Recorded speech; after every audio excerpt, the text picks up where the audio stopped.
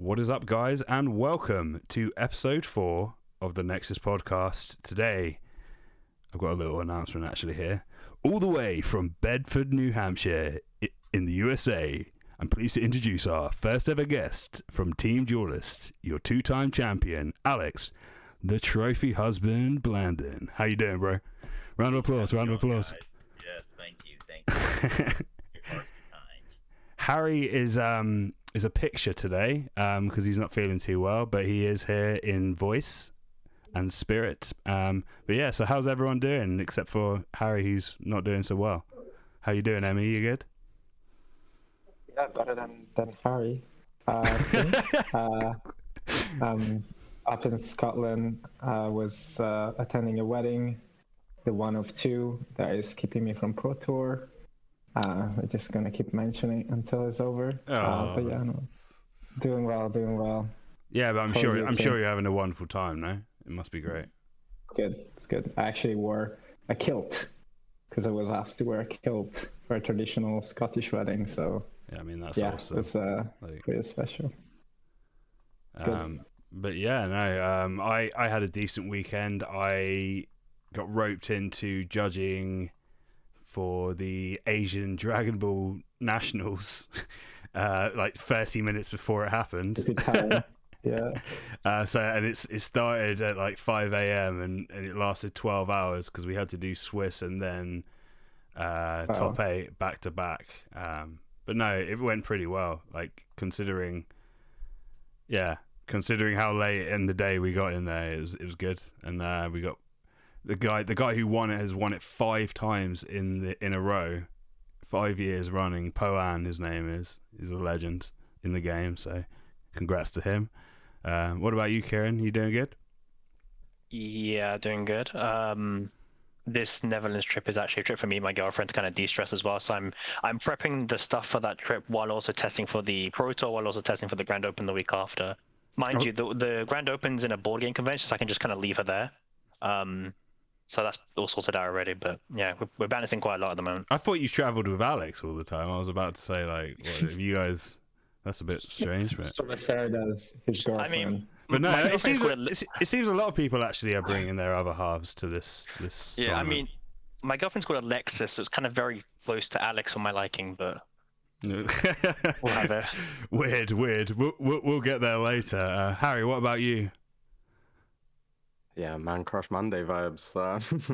Yeah, no, good. A bit under the weather, yeah, but had a pretty rigorous testing weekend with the team, so we stayed up late dueling, and that's why we're all ill, but pretty ready for the PT, hopefully. You got the lurgy from overdoing it. 12-hour sessions. That Kaioken lurgy, man. I need that senzu beam. Get that senzu going, yeah. What about you, Alex? How's your week been? You guys, you've been prepping with the team, ready for? I mean, yeah, it's pretty much all I've been doing. I really haven't done much. I mean, I moved into this place like 2 weeks ago, out for my parents again. So like a lot of the last week has just been either testing or just like trying to get new stuff in. Like you can't really, I guess I can turn the camera. I just assembled that couch today. Us millennials, we can't afford real furniture, so we have to just get this China snap together furniture. But it's nice. I like it for the $300 it costs as opposed to the $3,000 that I believe that couch is worth. So yeah, that's fair enough. Nice. But you got the expensive. You got the classical guitar as well there. Maybe you'll play us a song later. Yeah, no, that's my wife's. Maybe she can play a song. She gets I think she gets stage fright, so maybe not. But yes, and then we've got a nice little strip pole right here that was previously up, but nice. I think we destroyed the support beam in my building with it. So right. Well, you were just too vigorous with the pole dancing, or? No, I think it's a pressure mount, so I cranked it too much, and I think it pushed the wooden beam that it was attached to up a little too much. We'll find out in a year when they come to give us our security deposit back. So. Oh yeah, no, you'll be fine. You'll be fine. Just put it there and say, look, you can keep the pole, and just yeah. That would do it. I don't think my wife will like that very much. My wife is not a stripper. stripper, to be clear. She's actually a financial analyst, but she does pole dancing as a side hobby. Yeah, I mean, so, it's definitely good for fitness. It's a good pastime. Yes, for not that so. there's anything wrong with being a stripper. My wife is just not a stripper. So I just want to make that right. very clear. Disclosures aside, Yes. but we're welcome to the podcast. We wanted to do some player profiles. You actually mentioned publicly that the players need to have a bit more spotlight. So who better to ask first? And obviously you've come over to Europe a few times, and we've all met you. So we thought it'd be a good time to get you on as our first guest. So thanks for coming.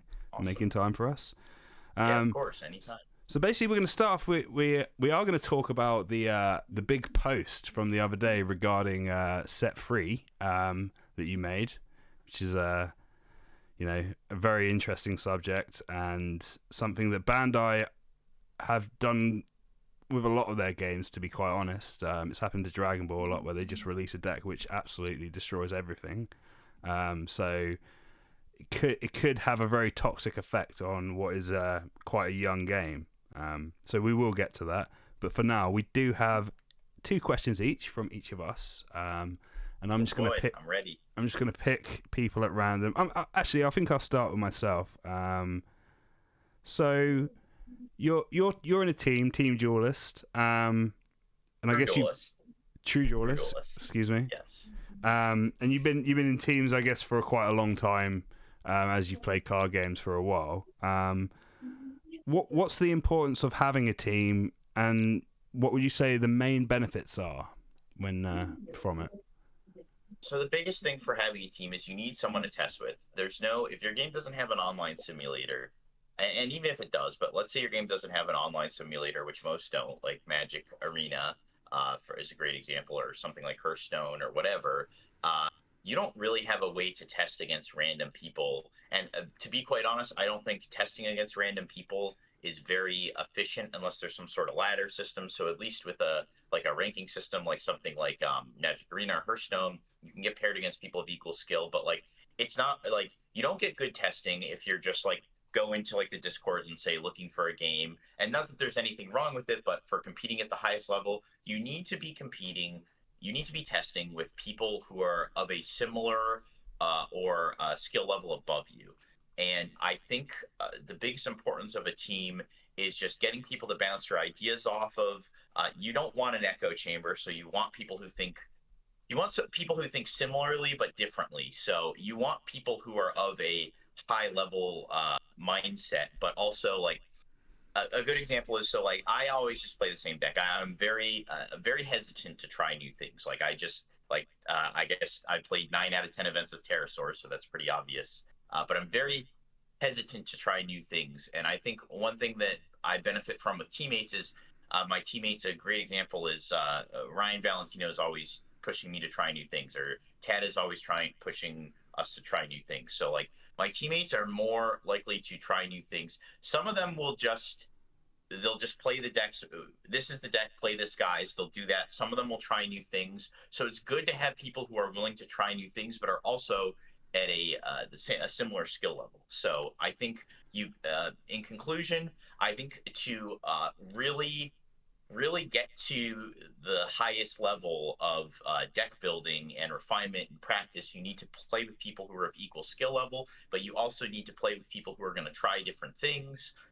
So I really think that all high level players have to be playing with the team. Like I think it's, in this game especially, it's very, very hard to be one of the top players without some sort of team or testing group at a high level. You very seldom find these like lone wolves who just like, oh, I just do all theory crafts and I don't really test my deck. I just show up to events and do well. So I think that's one big thing you need. Yeah, no, I think you can definitely see that it's something that really helps when you're going to the events, that you have multiple brains trying to figure out the best ways to play, because it's just good to think outside the box, and I think it's easier done when there's more people around giving you ideas and being able to bounce off other players. So yeah, no, that all makes a lot of sense. So yeah, guys, don't hesitate to try and get a team if you want to improve your game. Find people around you that you can improve with. It's definitely helpful. What about you, Emmy? Have you got what about your question for Alex? Yeah, well, one thing I would say is the exception to that rule is like Marv, who is part of our group. He tests alone, plays against himself. He's an ex-pro car player, as in like he was sponsored, but he's impressive. But He's I think actually on. the He's actually on exceptions. Harry's photo right now. You can see his face Yeah. there, the crazy face. So he actually Top 4 in Glasgow as well. Yeah, you took the game against him on top 4, and he only plays alone. But I think I definitely agree that's a huge part of succeeding in tournaments. And on that topic, my question is, what are your other top tips for a successful tournament? And I guess in 2 parts, the do's and don'ts to survive 7 long rounds on day 1. And how do you stay focused and motivated after an early loss? So I will say that, one, I think I told you guys before, don't get drunk before. I don't recommend that. Some people do it and have success. Some people do it and don't have success. So I would say don't drink the night before. Try to get a good night's sleep. I think there is a lot of benefits to getting a good night's sleep, but if you guys know it, there are some players who don't. I don't think Ryan Mataz sleeps ever. And he tops every single event he plays at. So maybe that advice doesn't matter. I barely sleep too. So like, I don't know, maybe that doesn't even matter, but I would say get a good night's sleep. It's a good question I like to ask here is, how do you not get demoralized after a first round loss? And this is one I really struggle with. So here's a real stat for you. Every single event where I've won the first round, I've topped at. And it's very hard to recover from a first round loss. So a good example for me is the Pro Tour. I was super demoralized because I got a game loss from the head judge for something that I don't believe I should have. It was just like basically the TLDR is I cast Volcanic Break on a guy who was bigger than 6,000. I caught it a turn later and called the judge on myself. And they said, oh, the game state is irreversible and you get a game loss. And this was game 3, a game that I absolutely felt I was going to win. So this was pretty demoralizing for me.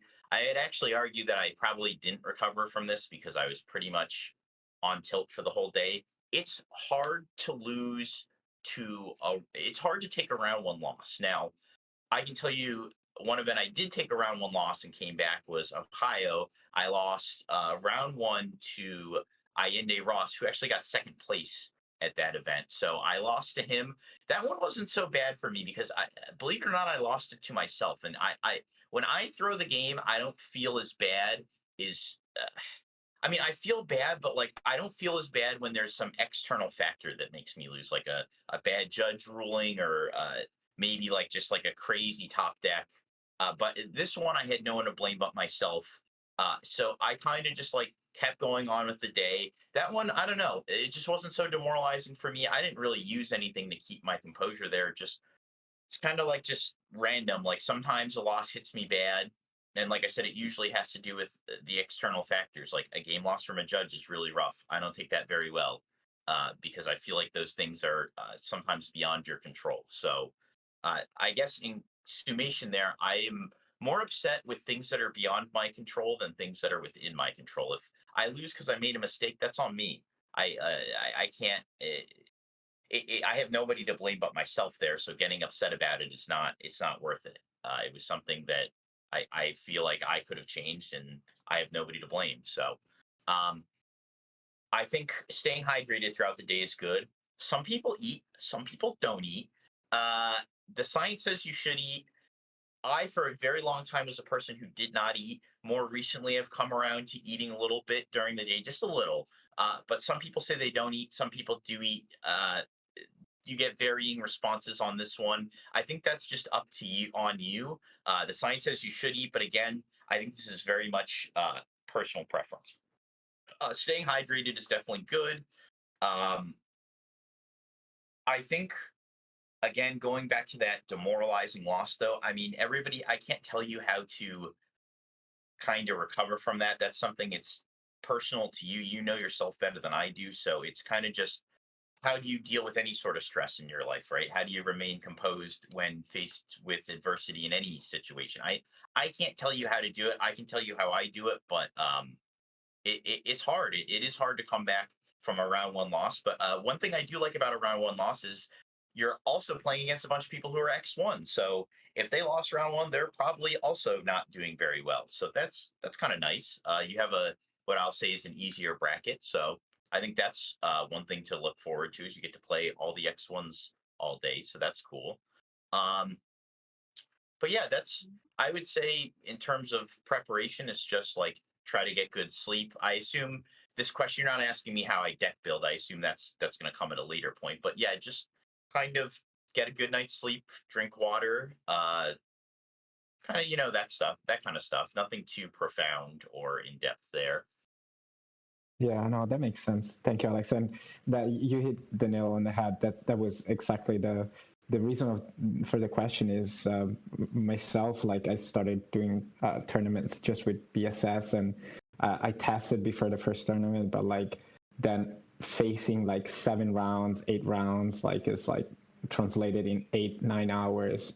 It's a lot, and I think like it's helpful maybe for new players that kind of want to try that experience. So look after yourself and perhaps like think about like how do you deal with stress in general and be prepared to do that. So those are great advice. Yeah, all very valid points. So Harry, you have a few questions as well related to some of our recent subjects. Do you want to ask away? Indeed, yeah. I think firstly, and I'm sure a lot of the people watching will be curious for your thoughts, Alex, just on Red and Terra in general and how it's kind of been impacted by the ban list. Obviously, the Pro Tour is the first event with this new list. You're someone who's played a lot of Red and Terra, to say the least, probably the most influential Red player in the game so far in that respect. So yeah, I think it's been surprising how much Red has been impacted by the list, and Terra has been impacted quite heavily. So obviously you don't have to give any trade secrets away before the PT, but I guess if you just have any thoughts on how it's been impacted, people would love to hear it. Yeah, so I mean, I don't mind opening up about it. It's not too much a secret. So I think you take OV or Volcanic Break, any of these by themselves, and it's just kind of like you can kind of recover. Like I think OV is a little more replaceable than Volcanic Break. I think a Volcanic Break is a little more impactful because going into this format, Purple is going to be one of the strongest decks, and Volcanic Break was far more important versus Purple than OV was. OV was an enabler for your Vex, but in a sea of what I expect to be Purple, you don't really need Rex early. Like Rex is very good in a mirror and it's good versus white. But with Jokers now, I actually am not even sure you absolutely 100% need Rex versus white. I think you can still beat it with just like aggro and Jokers. In the mirror, it's very good. So that's one part where it's I can see it being useful. But again, if you don't have Rex and they don't have Rex, you don't have to worry about it. So I think that OV being an enabler for Rex, it was fine to hit, but not for the reasons people think. I don't care that it was an enabler for Rex. I actually care more that it was just a free 1-drop. Like I think those are cards that are too powerful in this game, and I hate to see them keep printing more and more free 1-drops. I think they enable strategies that are very unfun for casual players, even if they're not the best at a high level. So like White Aggro is a great example. I don't think a deck of like 30 free guys and then some spells should ever be really a thing. Like it's not fun to play against. Nobody wants to die on turn 2. Nobody wants to die. Like this is one of the few games where you can actually just die on turn 1. Like I mean, Yu-Gi-Oh is an example of a game where that can happen, or like turn 2, sorry. But like that game's far more extreme. That's not like if the objective is to get new players into your game, it's not fun to show up to locals and just my opponent goes second and goes 4 guys regain, you die. Like that's not a fun experience for players. So I think they should do away with free 1-drops. I do think that OV enabling Rex is part of its strength, but I don't think that's the main issue. Volcanic Break, on the other hand, is so powerful versus purple. It does such a good job. Purple had 2 win conditions versus red. One of them was sticking depths and having it ride. The second one is just getting to this wall of guys that keep bringing back Beldegor, and red just can't ever break through anymore. So I think one of the biggest things to stopping this Beldegor win condition was just breaks hitting the 4-drop guys during the main phase, and now you can't do that anymore. So I think losing Break is a huge part. Break also makes you softer to white. Now your opponent can just fearlessly run Elks down at any level they want and just say, you know what, you better have the one or he's riding out. So I think I don't agree with Bandai's reasoning. And as I recall on their Facebook page, they posted that Volcanic Break was a deterrent to other aggro strategies, but it was actually a deterrent to the mid-range and control strategies. So I think it's like when you do the math problem and you get the correct solution, but you don't do it correct, like you didn't show your work correctly. So I think they got the ban right with Volcanic Break. I just don't agree with their reasoning. If you wanted to hurt Terrasaur's aggro matchup, you'd ban Burning Force, but you don't want to get rid of Burning Force because you can't just have no efficient Nexus removal in the format. So I get that. So I think Volcanic Break honestly was the more impactful hit to Terrasaurs in the current meta. I also think Volcanic Break is a card that can simply just come back next set because there's already so much more better removal, and I don't think red is even really in contention for next set. But we'll see what they do. Maybe they bring it back. Maybe they just let it rot on the ban list. I know in DBS they kind of just let things rot. So we'll see. Yeah, I mean, there have been some instances where they bring back cards, but it's only really been 1 or 2, so it's quite a rare thing. But yeah, sometimes I guess they feel like they've made the mistake. But yeah, no, thanks for your insight on that. Kieran, what about you? Yeah, I mean, this kind of links with Emmy's kind of question about for new players. I think, the game's, 6 months, 7 months in, and I think one of the things that new players and some veterans or experienced players can struggle on is the sideboard. We've seen sideboards where people are doing, 4-4-2s. We've seen sideboards where people are doing 10 or 9 single cards. So I'm kind of curious if you can provide some insights into your approach to kind of building and fleshing out your sideboard. How many spots should players be dedicating to help in their worst matchup, but also keeping in consideration the best second format? So sideboard's an interesting thing. So sideboard's a little smaller in this game. It's only 10 guards. Most games do 15. Yu-Gi-Oh does 15, if I'm not mistaken. MTG does 15. Pokemon doesn't have a sideboard, but the game was designed with best of 1 originally. I think DBS is 10. Correct me if I'm wrong. Dragon Ball's 15 as well. Dragon Ball's 15 too. Okay, there you go. So Dragon Ball's 15. One Piece and Digimon don't have sideboards because they're best of 1 games, right? One Piece, yeah. I don't know about Digimon. I think Digimon is the same sort of thing as One Piece, though, as far as format I know One Piece is best of 1, so they don't do sideboards, and then I think it's best of 3 in Top Cut. But so the sideboard's a little bit smaller, so you have to be a little more particular about your sides. And I always say most of the time you don't use like half your sideboard in a tournament because you just hit your schedule just ends up lining up that you didn't hit the half of your matchups you sided for. So designing a sideboard. So usually, I'll tell you this: if I'm trying to beat a deck, like I have this deck that's the deck to beat. Usually, if I think that deck is going to make up more than 50% of the top tables, so I mean, like, let's say round like 4 and after, assuming that you're in a 7 or 8 round tournament, round 4 and after, all you're going to play is this deck.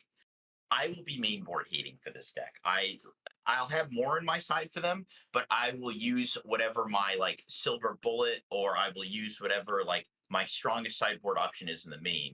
And we saw this with Joker versus Axe Spider. I thought Axe Spider is going to be 50% or more of the top tables, so Joker just goes in the main board. Joker, I'm not going to waste a sideboard because I don't want to lose game 1. I just want to clap this deck whenever I see it and have the highest chance. Now, I side some more minor cards to make my matchup better post-side. So Dream Bomb, for example. Dream Bomb's a card that I don't think is as powerful versus Joker, so it didn't warrant a main board slot, whereas Joker I felt was extremely powerful versus Axe Spider, and therefore it did warrant a main deck spot. So, and then side, I think, is just to start hedging out other matchups that I like think I can win game 1, or like they're matchups that are like maybe they're really abysmal for me, and I think I'll see some number of them at the tournament, but it won't be the majority. So like a great example is last set our Pterosaur sideboard had, I think it was 3 halberds and 2 suppression, because we knew there were going to be other aggro decks like green aggro. We knew there were going to be other Pterosaur decks, like decks that are going to try to play aggressive to beat the Axe Spider strategies. And these aren't decks we're necessarily unfavored against, but we want to make sure post board that we're just rolling these decks. Like there's no questions asked. Like we're going to beat white aggro, we're going to beat green aggro. I mean, even some of these cards are good against the purple deck that was popular, the one that Zach and Mataz were playing last set. Even some of these cards were good there, where we said, well, these decks we should already be somewhat favored against, and I truly felt that way. But once we get to post board, we want to make sure we just crush these decks. Like there's no chance. So the other thing was the lack of side options versus Axe Spider. The only other thing we felt we needed was Dream Bomb, because we already had the Jokers in the main. So we said, okay, let's side for everything else, because we're already targeting Axe Spider in the main board. So I think if you're targeting a deck, so like let's say going to this Pro Tour, I think purple's going to be the most popular deck, and this is true.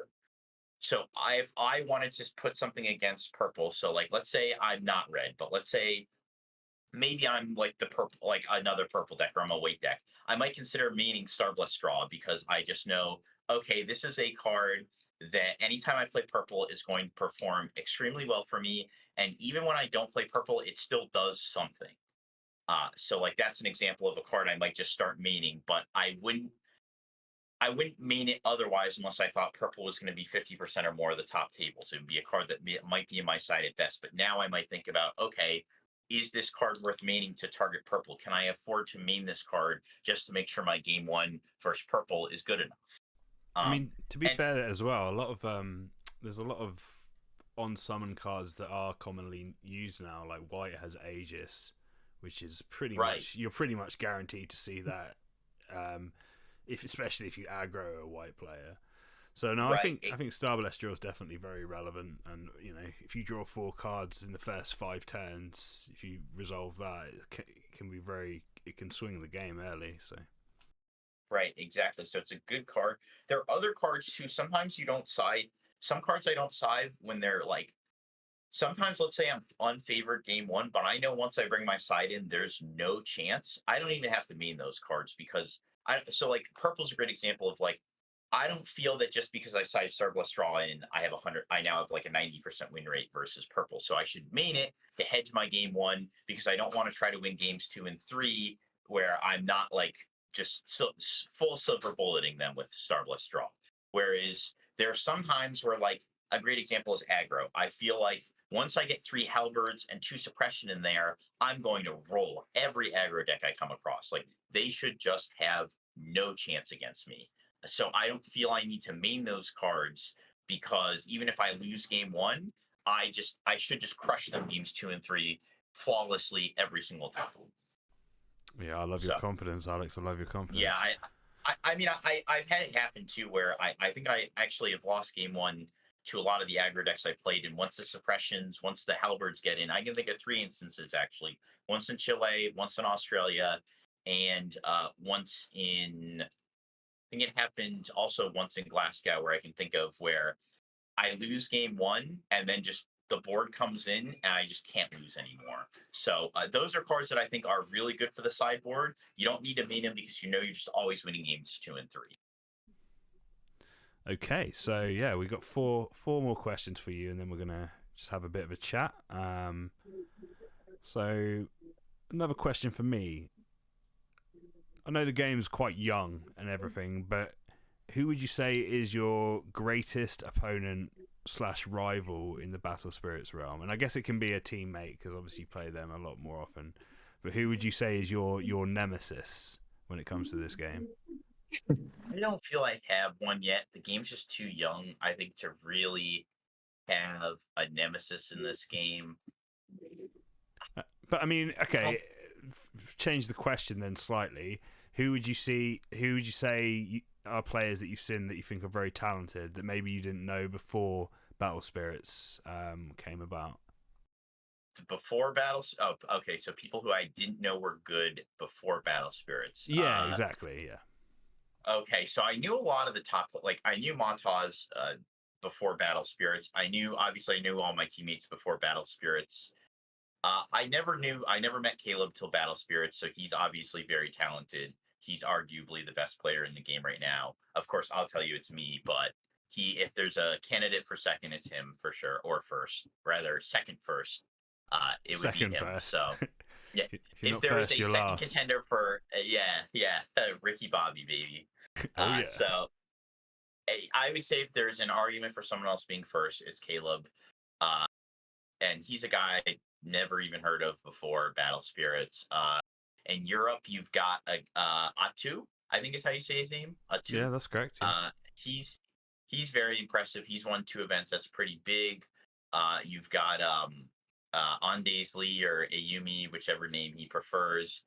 He seems to be quite good. He's been playing Battle Spirits for a very long time. I think, Harry, you also have a few tops yourself, right? And I'm sorry if I forget anybody else in this chat, but if I recall, Harry has 2 or 3 tops himself, so he's got to be pretty good, right? Yeah, he's got to be pretty good. Yeah, got to be pretty good. So yeah, I mean, you're pretty much mentioning all the boys, basically. Yeah, and then there's another guy in Europe. I think his name's Long Dao. He's topped like every single event he's been to for the most part, so he's pretty good. Americans, again, I'm only including people I didn't know before this. I guess Zach is very good.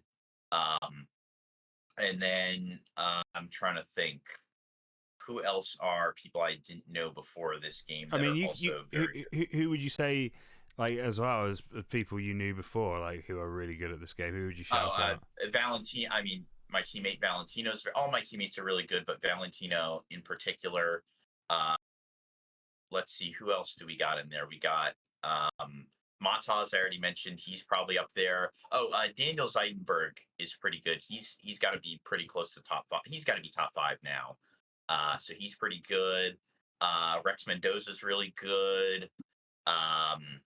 Let's see. Yeah, Valentino, Mataz, Rex. I kind of went through most of the repeat kind of the guys who top a lot. Then we have a lot of people with they got 2 tops a pop. We've got guys like God, I'm not going to remember them all, so I don't want to start naming names and then someone say, "Hey, you forgot about me." So I'll leave it at that. Yeah, I mean that's a crazy amount of names. I've forgotten the first name you said anyway.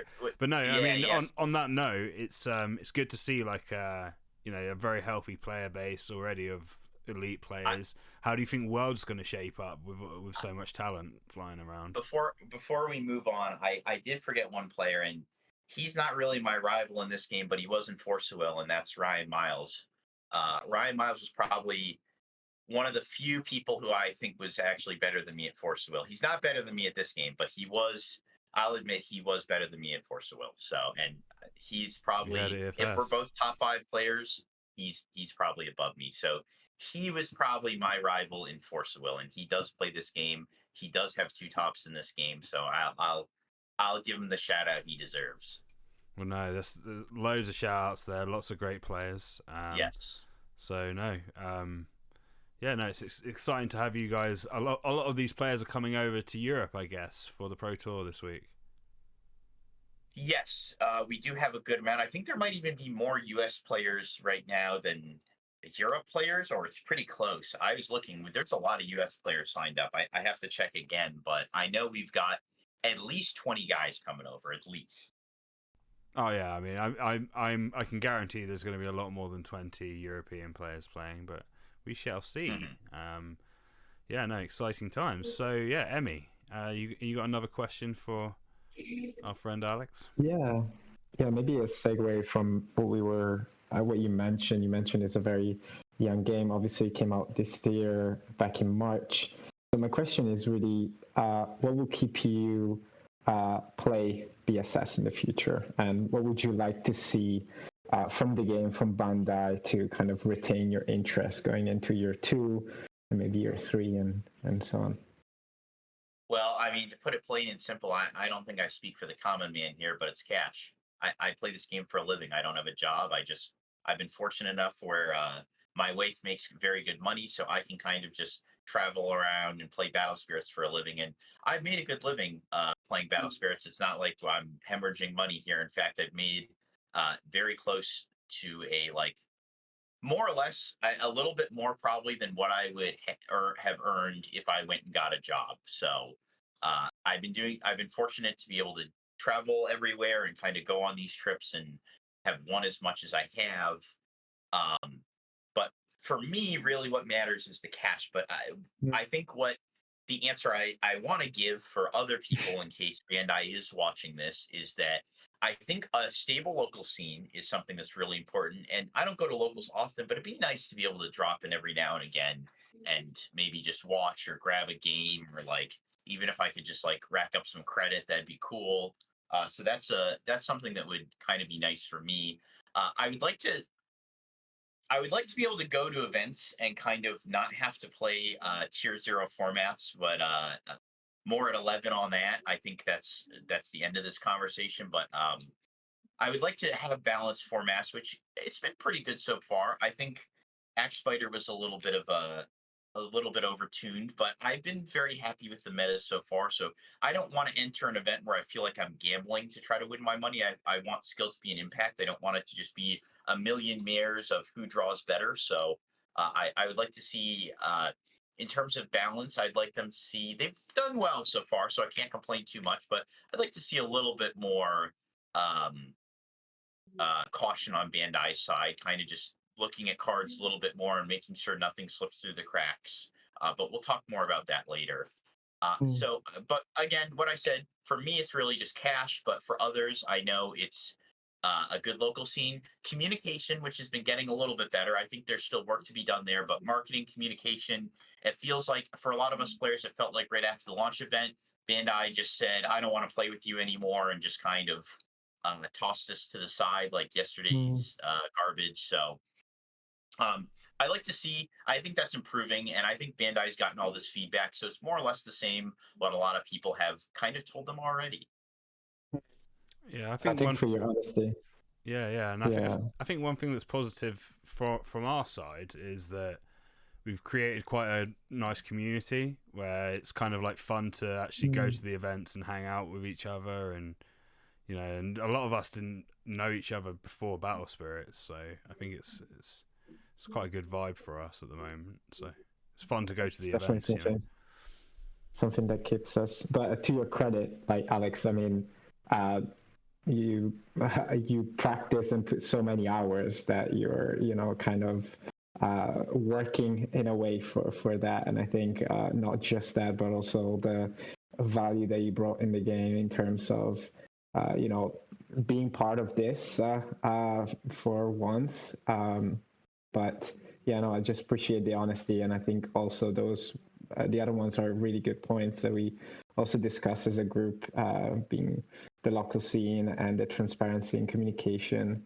Like realistically, there's so many other card games, so like there's many ways to keep people close to a game, and monetary reward is definitely one way, and I think they have done it pretty well. So yeah, thank you for that. All right, so Kieran, have you got another question for Alex? Yeah, I do. So, me and Alex have spoken a bit, but I think he's a bit about his like history and past, and as someone kind of from him, he played like a massive variety of different card games at all kind of levels, mostly high. He mentioned Force of Will just a bit ago, and he's even kind of helped test some of the games ground up, like Argent Saga, for example. Rest in peace. But what do you think about kind of BSS's card game design philosophy? And do you think there's any kind of glaring issues with the current design? I mean, more specifically about BSS. I know they've got BS, and I know they are kind of copying, pasting, adjusting some stuff, but it'd be good to know what you think. So I think that's my biggest issue, is that it feels like they're copying and pasting a lot of stuff, and they're not really testing it. They're just saying, this was fine in Battle Spirits, so it's probably fine in BSS. Like, and then they're changing things that were not fine in Battle Spirits. So like an example is like, Michaela did something very different in the Japanese version, and it was like one of the best cards ever printed, as I understand it. So they made changes when that came over to BSS. They made changes for that, but then you have cards like Netherworld Depths, which I believe it was like Graveyard of the Fallen or something in the English version, that probably wasn't a problem at all. So they just said, yep, we don't need to test this because it wasn't an issue. For a bit of context on Michaela, I believe it was ruled that you can just use magic in either in your attack step or in the main step, and also that you could use magic from your trash. She might have done that too. That was why she got banned, which is I ridiculous, just remember obviously. that she said you could play stuff for free during the main feed. I didn't even know about the trash. That makes it the fact that it's Yawgmoth's will on a body is even better. It's completely ridiculous, yeah. So I think that it's I think they are just and we'll talk more about this. Highlands is a great example of like it's a card that existed. I think it probably just wasn't a problem, and they just said, yeah, whatever. Like here it is. Like we'll just print it. It's not an issue. I think there's a level of it feels like there's a level of either laziness or overconfidence in their design because they've been doing Battle Spirit so long. They either are just copy and pasting and saying, this wasn't a problem and we don't have an issue, or they're very confident in their design because they've been doing it for so long that they think that they wouldn't have to. It feels like they think that they wouldn't have to make adjustments. They can just kind of copy and paste and just kind of machine gun sets out. And to their credit, set one was very well balanced. I think depths was a little bit of an issue. I think Starblast Draw was a bit of an issue. Depths being the bigger one, but I think set one was actually quite well designed, all things aside. So I think one thing is they need to just not say, "Oh, this was fine." They need to do a little more testing, not do less copy and pasting, because that's what I believe they're doing. I would like to see at some point them consult with players more, and there's a fine line between, okay, we give players information that gives them an upside in competition, and just like getting players input, like kind of going to the top level players individually, maybe even, and saying, hey, what do you think needs to change design wise, or are there any problems with this set? And that way it's not a conflict of interest either. Like they're not giving you any information, they're just asking you your opinion. They don't tell you anything, they just say, hey, what do you think about X, Y, and Z? So yeah, absolutely. I mean, they seem like they're quite feedback centric with this game. There's a lot of, they're putting out a lot of like asking customers to review the products and questionnaires. So I mean, they're obviously trying to improve things, and I think it's quite difficult actually to release a card game in the current climate, because obviously there's a lot of card games coming out, a lot of juggernaut games like Lorcana, for example, is absolutely taking up all the seats in my locals. So, but no, I think they definitely want to succeed, and I think they do have a long-term plan with the game, from what I understand. So, I agree with you. I think getting feedback from the top players like yourself can only benefit the rest of the community. So yeah, Harry, you got another question? Yeah, a bit more of a light-hearted one, I guess. But yeah, obviously you've had a lot of success in Battle Spirits so far. Is there a moment that really sticks out in your Battle Spirits career as far as this is your favorite moment of the story thus far? So one of the best matches I had was actually, I think it was my top 4 match versus Marv in Glasgow. It was very back and forth. There was never any point that I felt there was a clear-cut winner. Like, the game was so close. There were so many moments where we're both just sitting there kind of trying to top deck our way out. There's a ton of back and forth. We went all 3 games, and shout out Marv for being a good guy. So at the start of our match, it's funny, I said to myself, I always check my sideboard before the match, and I said this time, I sided out. This is the only time I did it. I draw my opening hand, I see Suppression in it, which is not my main board, and I go, oh my god. So I put it down, and I'm like, this is not like, immediately at game 1, I just open my hand before moles or anything, go, this is not my main board. So the judge makes a good call. The judge goes, okay, well, let me see if there's anything in the rules that says I can downgrade this from a game loss. And he asks Marv his opinion. He goes, Marv, what do you think? Like, are you going to be upset with this? He goes, Well, there's a lot of money on the line. However, I don't want to give my input, so I'll let you do your thing. I don't feel strongly, no matter what your decision is. So Marv could easily just said, nope, I want the game lost, and I think the judge would have absolutely just said, all right, well, I like he's not willing to budge, so you're going to get the game lost. But he did find something in the rules that say things that have no impact on gameplay, which it didn't, because I had not performed a mulligan, I had not drawn any cards, nothing had happened yet. It was just literally in the opening hand. The deck was still randomized. He said, okay, we can actually just downgrade this penalty to a warning. I'll verify your sideboard, we'll side out, and that'll be that. And like I said, Marv is a great guy about this. He wasn't upset. He was very nice about it. Just said, nope, I'm fine. Like, I don't care. Like, this is your decision, judge. I don't feel one way or another, which, like I said, he could have just said, nope, I want the game lost. And I think that would have been it. So Marv is a great guy. We had an absolutely awesome match. And I think that's probably one of the best I've ever had in Battle Spirits. The only other one that sticks out in my mind was in Australia. I played a guy named Nick. I'm sorry if I butchered the name. It's either Kyling or Killing. It's spelled with a Y. And we had the absolute tightest games ever. I think I tried to single-handedly grind my way. Like, he was way ahead all 3 games, and games 2 and 3, I barely, just by the skin of my teeth, grinded my way out of both of these games 2 and 3. And in game 3, we're in time, and I haven't beat. But I'm at 1 life, he's at 2. He has the last ice shield, and I only have 1 turn left, but I haven't beat. And the guy actually gives me the win. He said, look, man, I've been playing a little bit slower than you have this match. You've got it, and just gave me the game. And he could have, if he wanted to, been a scumbag and said, nah, screw you. I won, flip my ice shield. That's your last turn. That's it. But he gave me the win. So I mean, hats off to him for being a great guy. But those matches were so tight. Those are 2 of my closest matches. I think the one with Marv, I just put a little bit higher because it was in Top Cut and it was such a good match. Those are the 2 biggest ones that I think really stick out to me.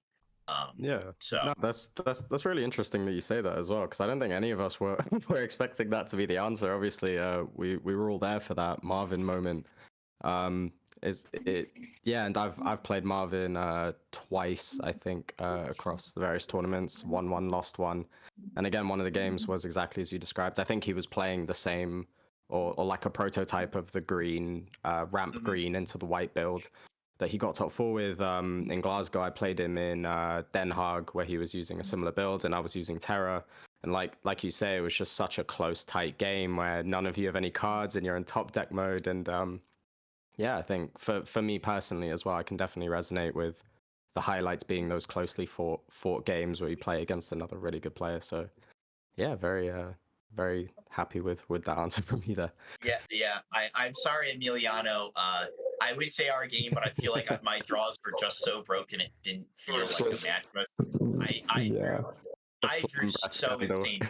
I probably drew.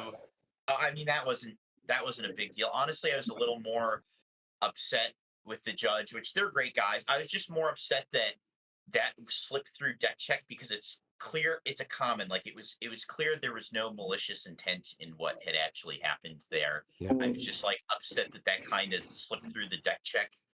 But I drew so egregiously well in that matchup that it would game 1. I had 4 jokers in my hand at one point. It was so egregious. I think at 3 or 4 life, I just said, fuck it, I'll play a joker, and ran a joker out. And I think he jaguared it, and I was just like, all right, have another.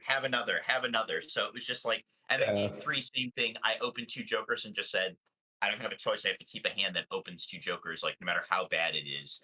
And it just kind of the same result. So not that it wasn't a great match, but it felt very one-sided because my draws were just so insane. It was a great game. One thing I would say is I was so surprised you said that, because Marv didn't even mention that happened.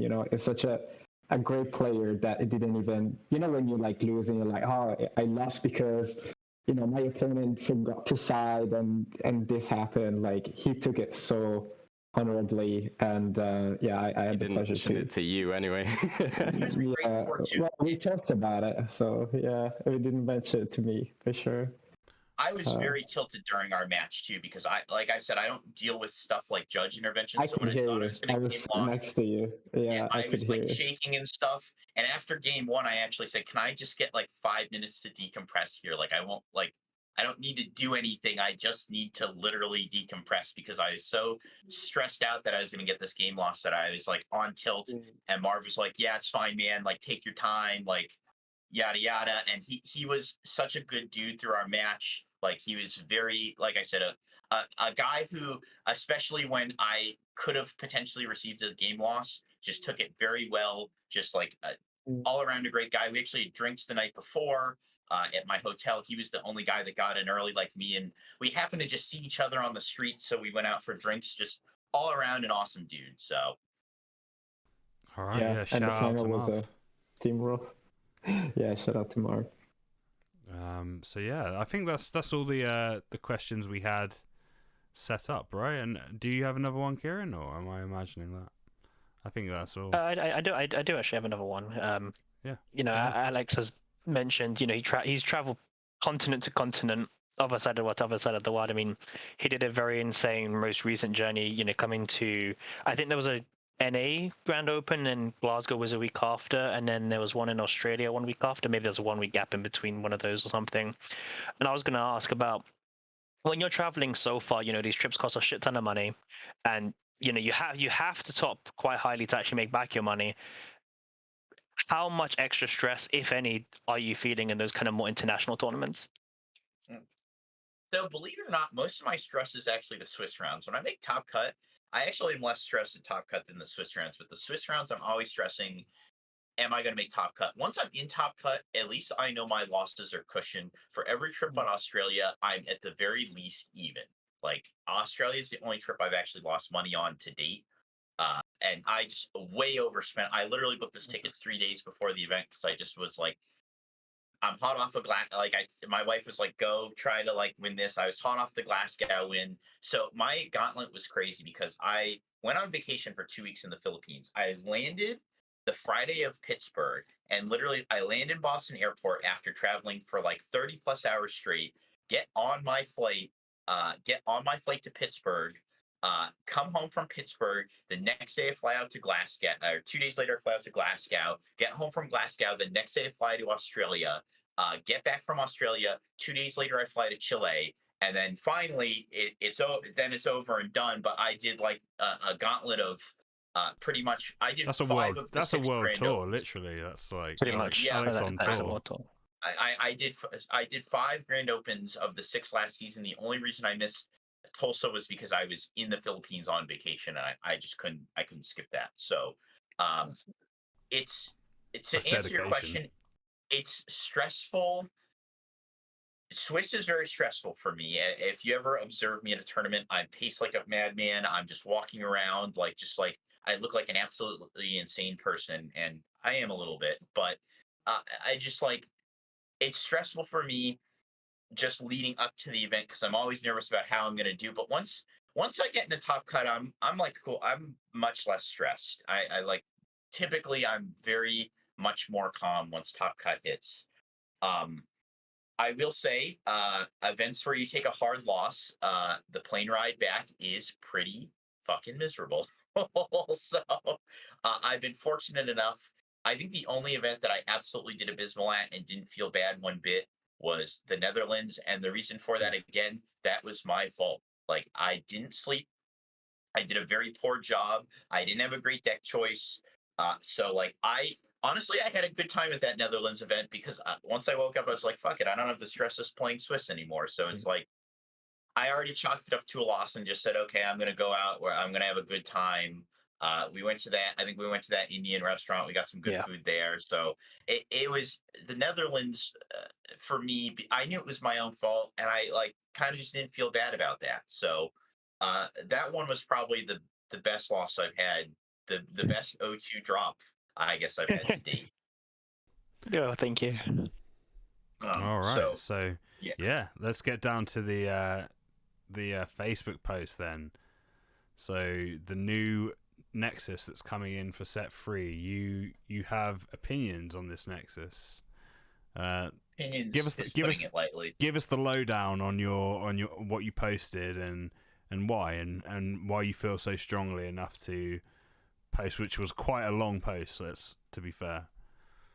So I guess to give you a little preface to this conversation. So when I first saw this card, and I think this is the part where you'll bring it up on stream, right? So or on the video, so everybody can see the card. Do we have that technology? I do have that technology. I don't actually have that set up right now, but it's fine. Okay. We can figure something out on the fly. I'm sure. Editing magic. So it'll be right to the side of me here, or this side. So on Emmy's face. Okay, yeah, no problem. Yeah, best okay, place. Sure. That way then. Okay, that's Harry. So that's Harry. That makes sense. Oh, okay. Well then, up or down, unless we're in like a cross, then you know what I'm trying to say here. But so you look like you're dancing. Highlands is a card, whose name I have forgotten. I actually don't remember the full name of the card. It's something Highlands, right? Is it Windy Highlands? Hurricane Highlands. Hurricane Highlands. Yes, thank Windy you. Highlands. I am very bad with card names. This is not a joke. I am just awful with card names. I didn't know what Enterprise was probably for like 4 months. I just called them Dragon Ship. So anyway, so Hurricane Highlands is a card that when I first read it, I was like, oh, this card is very good. Didn't realize what it was going to be like, but I knew that was sort of probably going to be one of the decks I wanted to try out because I wanted to make green work. Green is another aggressive strategy, and as you guys might know, I like aggressive strategies. So I started testing the deck. My original idea was that I wanted to play the 10-drop Void Lord, whose name, I think it's Ogre or something. His name also escapes me. And I wanted to have this combo deck where I could bring back the 10-drop bird. We'll just call him Toki 10, Feng Wang or Feng Shuang or something. I'm really bad with card names. So I had this idea where like you'd play like Volcanic Canyon and Strong Draw, and you'd set up your bin, and you would discard the 10-drop guy, and then you would play the 10-drop Void Lord that brings the Void Lord back. Bring him back, the Nexus will ramp you 3, and you can actually kill them from 5 from this. If you go, the first guy attacks, let's say they block it taps down their whole board. The second guy now attacks them, he hits them for 1.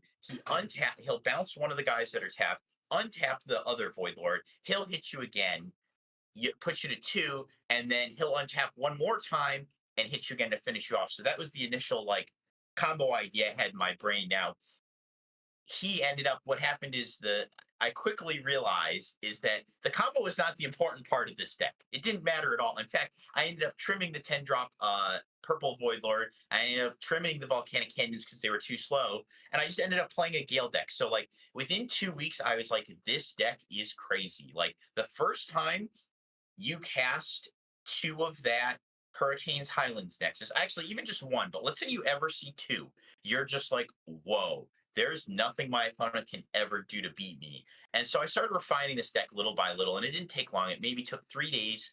I think I gave it to Montaz and Zach. I said, what do you guys think? And they're like, why doesn't this deck play Beldegor? And I was like I had the Hank Scorpio moment, like, duh. Like, why isn't this deck playing? We've all been there, I'm pretty sure. Yeah, I was like, yeah, why wasn't this deck playing Beldegor? And then I was like, whoa, this deck's crazy. And we fit some Starblessed draws in there. That was another thing that just upped the consistency, because that was the only issue I had with the deck, is it felt a little inconsistent. But once we got the Starblessed draws and the Beldegors in there,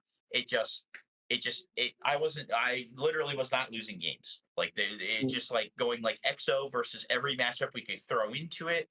And granted, I'm sure there's still decks out there that we haven't tested, but I've tested a good chunk of the like main go-tos for set 3. And man, this deck is crazy. So let's get into the post a little bit. I don't know if you want to talk about that or. I mean, yeah, so you basically posted in the most public place that we have for the game at the moment on the Facebook forums. Pretty much I guess from my perspective, it looked like a kind of outcry to Bandai in a way, because you're worried about the card actually breaking the format. You know, talk of it being tier 0 unbeatable. Do you think it will? Do you think it will have actually have a negative effect on getting new players in if this deck gets to stay, or is your hope that it will get banned before it can do damage on the game?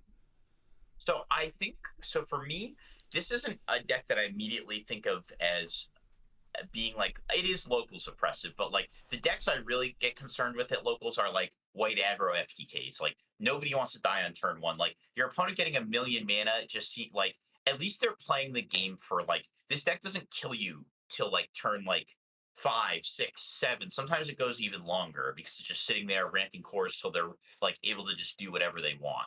So it's not a deck that makes you feel like you didn't get to play the game from a casual perspective. Now, if you're a competitive player, you understand this pretty much prevented you from doing everything. But the decks I fear at locals are just like white aggro, or just like 5 guys, burgers and fries, everything swing at you, you're dead. Like that's not fun. Nobody wants to die on turn 2. No other game for the most part allows you to do that. So like you want to be able to play at least like 5, 6 turns. But where I do see it being an issue is people who are in the mid-level competitive stages, like, okay, I want to go to my first event, and you play against this deck, and you're just like, wow, there's absolutely nothing I could ever do to beat this deck. It's not necessarily your introduction to the game that's an issue. It's just your introduction into competitive when you start playing and you have like a deck that you think is a tier 1 deck, or maybe you take a tier 1 deck and you just realize playing against this deck, there's absolutely nothing you can do against it. It creates an insurmountable advantage that is it really can't be overcome by any deck except itself. So I think it's going to be damaging to the competitive scene, which right now that's all Battle Spirits really has. Like this game, and not to talk dirt on the game, but the game is struggling at a local level.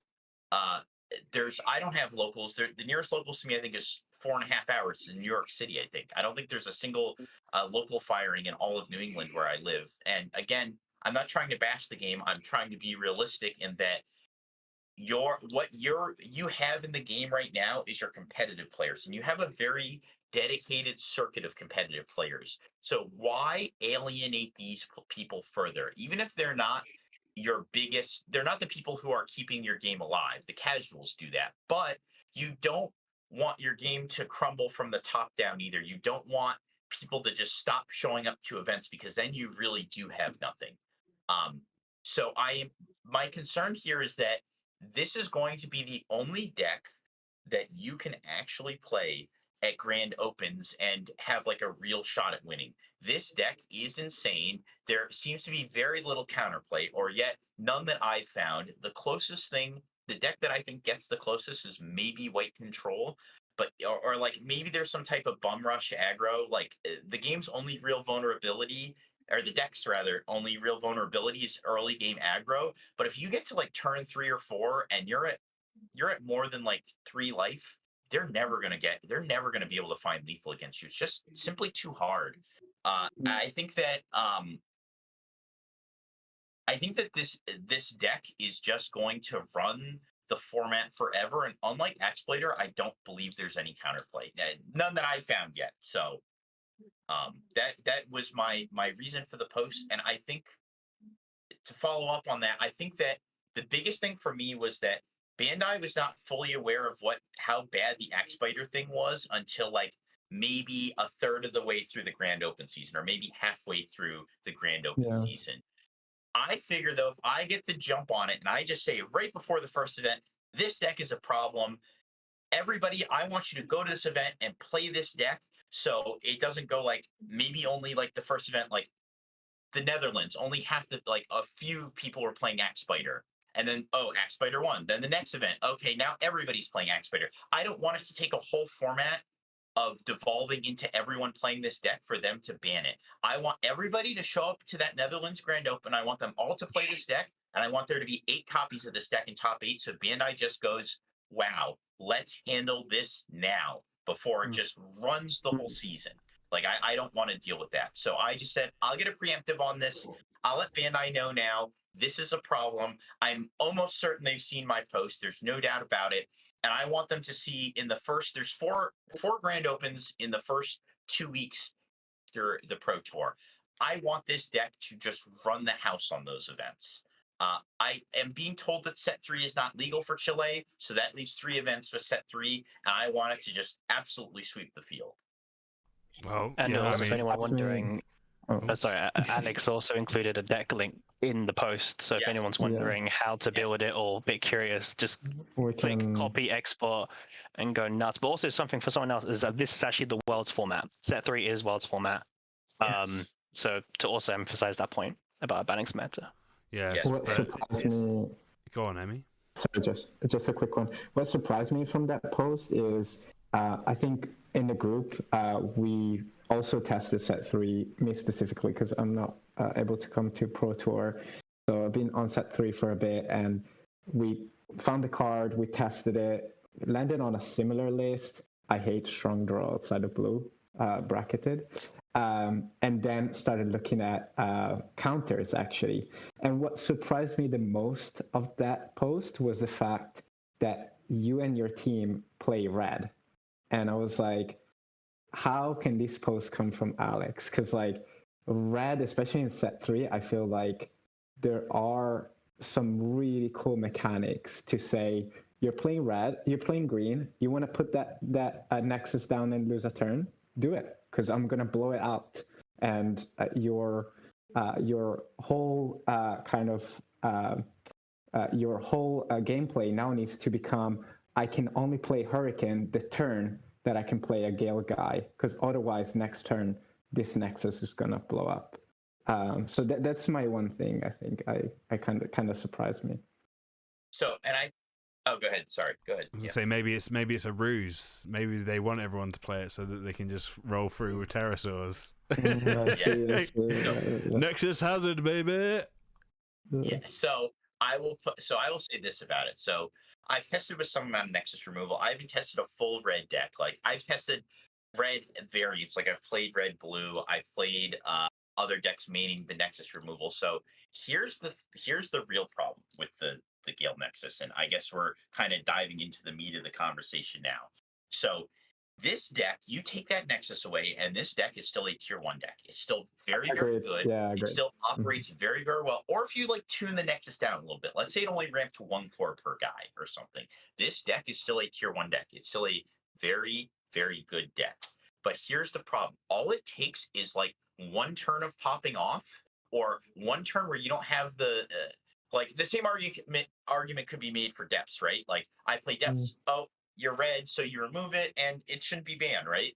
But the problem with that argument is the one time you don't have the Nexus removal, you just go off. And unlike depths had this thing where you had to trigger depths, right? So you could opt not to block for a turn or two, maybe you have some draw power and you can look for a Nexus. You can give, like, even in red, when I'd see depths and I didn't have a removal, if I had like Canyon Riding or I'd Star Bless, I'd wait a turn or two and try to find the Burning Force, and then I'd say, okay, I can wait no longer, and just start attacking them. But the thing is, you don't have the luxury of waiting around with this. If you wait even 1 turn, the next turn I just start cranking out the Gale guys, you're done. The card's already done it. The card does its job in a 2-turn cycle, so I don't care if it's killed. It has to be answered immediately. Depths can draw like 2 or 3 cards, right? And like maybe you kill it a turn or 2 later, and it's not a big deal. It's not an insurmountable amount of advantage. Like, yes, if it sits there for 6-7 turns and you're attacking every turn, yes, the game is going to get out of hand. This card only has to stay for 1 turn, and it's done its job. Like that's the real issue with this, is it sticks once and then it's over. If you ever stack it, it's really over. The other thing too is, if you're worried about Nexus removal, the things in this deck are cheap enough, and you ramp outside of this Nexus. Like I played Worker Ant-Man, I played the 4-drop Butterfly that ramps. You can just get some reductions down. It reduces to 2, so you just go, okay, play it now, play my Gale guy, I'll ramp, I'll play another Gale guy. Nexus has done its job, it ramped 4 cores. Like that's almost just enough to put yourself at a big enough advantage. You also have to pay as red. You still have to pay a minimum, if you're playing Feral Slash, a minimum of 2, which is what I paid for it. But let's say you don't have a board, which is not uncommon with this deck. you're just being handled by Beldegors constantly. You're trying to beat your way through all these Scope Owls, these Thorn Prisons. This deck's also attacking you. It doesn't just sit there and do nothing forever. Like, this deck's putting the pressure on you with Gale Guys. These Gale Guys are way overtuned. The Black Huntsman, that guy is so overtuned. Jaeger is insane. Yeah. Yes, he gets up to a 10k. Yeah, when it red, stacks. Yeah, it stacks the Nexus. Right. Even as red, you can't get over this guy's stats. He can attack. You can't draw without him untapping. He attacks multiple times with other Gale Guys. This guy just does everything. Yeah, and again, this would be fine, except now he also says when I come and play, ramp 2 cores minimum. If you have multiple, he says ramp 4. You can actually just chain them off and go infinite at one point. So it creates this extremely just extremely unfair deck that colors just can't play against. Like, Nexus removal is not the solution either, because let's say Nexus removal was the silver bullet to this deck. There's now a card that just says my Nexus can't. There's a golem now that says you can put the soul core on the Nexus and now you can't kill it. So there's so many ways this deck has to handle. It breaks the color system just by virtue of having an unlimited number of cores. So, like, you don't care about reductions anymore. You don't care about things getting reduced because you just have so many cores. You can play whatever you want. You can play Elephant in this deck. You can play other Void Lords in this deck. It is unbeatable. There's not really, at least not that I've seen, there's not really a crack in the armor anywhere. The most I've seen is just like early game aggression, but the problem with that now is that gets handled by cards like Floodstream, by cards like Ritual Fire. Like, if the deck is ever at risk of being aggro down, you just side these cards in and it just handles all of your weak. Like, this deck can side any card to handle its weaknesses because it has so many cores, because of how well it's able to defend itself. And because of the Gale, you can't even defend against this deck by trying to go wide. The Black Huntsman just keeps attacking you. The 10 drop just can kill you through Ice Shield. Like I was saying, 3 is the new 2 now. You have to Ice Shield at 3 life now because this guy can just kill you from 2. And even 3 is not good enough sometimes. Let's say you Ice Shield at 3. Now you're at 2, and he's just going to kill you next turn. And there's no way to kill this Void Lord. He comes back in. He has 6 reductions. He comes in and just ramps himself 3 cores. If you have 2 of this Nexus, he's free. He just pretty much paid for himself. And to make matters worse, you can't even starve this deck either because Tokiwa just keeps getting picked back up and keeps ramping them every single turn. They have an infinite Beldegor engine where they just play Tokiwa. If I'm on defense, okay, I'll put 2 cores on my Nexus. So if you lose the fight to Tokiwa, I'll tap down another one of your guys. If you win the fight against Tokiwa, I'll just start spawning the Beldegors. And I'll pick them up again, ramp again, and just keep repeating this process until my hand's ready to tee off on you. There's just... The deck just makes just such a perfect circle of just like defense and offense. It just, the synergy is through the roof. I cannot emphasize enough, guys. This deck, if there's something that beats this deck can just adapt to that. It can play any card it wants in the game. Yeah, that sounds insane. And yeah, thanks for pointing it out. Yeah, thank you, Alex. And being loud about it. Hopefully they do something about it, and I imagine it will get quite a few tops in the upcoming Pro Tour. So, but yeah, that's pretty much it for time. We always do question time on the round just before we finish, and this time I've already cleared it with Alex before. Alex is going to ask us a question, and we're going to give him a 1-word answer to finish off. So, what's your question for us? I had a question, and because you messaged me at like 4 a.m. my time last night, and I had the question, and now I've forgotten it. So I just make something up on the fly. It doesn't matter. It's not a big deal. Why do you guys have Nova at tier 1 in your list for the Pro Tour? Oh goodness! There's only one man who can talk about that. How are you supposed to answer that with 1 word? Harry, would you like to? In good. That's the answer. Good. Yeah. We had to show Star Dragons was the best red somehow. Although, to be fair, if Dragno King Red was on the tier list, that would have been top tier, and then Star Dragons would. I mean, if Dragno King was a Star Dragon, we might have something to talk about, but he's not, unfortunately. Yeah, the archetype is. But Harry, I mean, we can skip all answering, and you can give a quick explanation to Alex if you want. Sure. Yeah, I think and we discussed this a bit when we got to the Maduke purple later on in the video, to where it's reductive to an extent to discuss archetypes, because things aren't necessarily confined by their archetype. It's more the structure of the deck and how it's built. So purple, for example, whether you build it around Rotting Swamp or Purple Smoke, that's more the determining factor rather than things like Infernal Bacillus, which you just expect to be in every purple. Whereas Maduke is a bit more niche, might come up. So as far as the discussion on red, I think it was, in principle, just an evaluation of Gigano. Gigano has obviously been a very prevalent threat in the game for the longest, but I think, as you mentioned earlier, Alex, it is better in a format in which white and red are the two better decks compared to purple. Against Soul Purple, it can be very isolated, and in a more aggressive meta, you and other decks are looking to tap out quite quickly at each other. I think we're in quite a tempo-y format, looking at the PT, with cards like Thorn Prison being very powerful, Green Aggro looking very powerful. It is, by and large, a lot more tempo-y from the looks of things, which doesn't really help Gigano's case compared to something like Nova, or even Dragno King. Again, I think R2, who's in Room 1 playing Aaron now, he played a red the other day that had the Void Lord in it, just to clap through purple, as purple really struggled to get a lot of their key spirits outside of that 4K bracket. So I think, yeah, in terms of the Star Dragons, if it's a choice between Star Dragons and Gigano, I just felt that Star Dragons is a bit better posed right now. The tempo of just being able to put out a big Sieg, even without the heal, is still pretty good, still dominates a bunch of matchups. But as to whether it's the best red variant, I think Alex here is definitely more experienced than me to answer that question. But yeah, that was my thoughts on it.